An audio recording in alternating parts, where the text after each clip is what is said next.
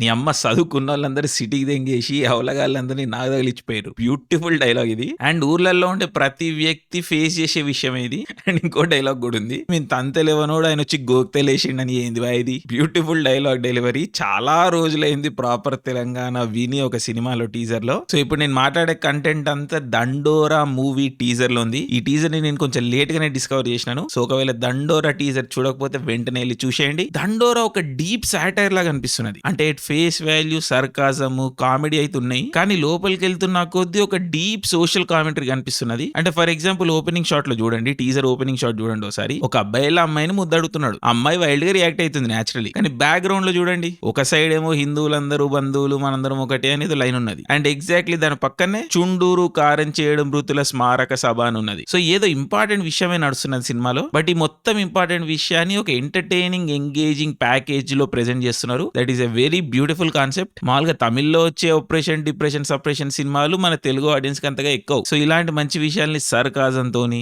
కామెడీతోని, మంచి యాక్టింగ్ తోని, ఒక వెల్ ప్యాకేజ్డ్ కథలో చెప్పినప్పుడు ఆ మెసేజ్ అనేది ఇంకా గట్టిగా హిట్ అవుతుంది, బ్యూటిఫుల్ ఉంటది. సో హోప్ఫుల్లీ దండోరా సినిమా ఈ ప్యాకేజ్ మొత్తాన్ని డెలివర్ చేస్తుందని అనుకుంటున్నాను. సో ఖచ్చితంగా అంటే ఖచ్చితంగా మనందరం ఈ సినిమా చూస్తున్నాం. December 25th రోజు రిలీజ్. సావుకి తెల్ల బట్టలు వేసుకున్నా వేసుకోకపోయినా December 25th రోజు మాత్రం మనందరం చాయ్ తాగి దండోరా సినిమాకి పోతున్నాం. ఇది ఫిక్స్ చేసుకోండి.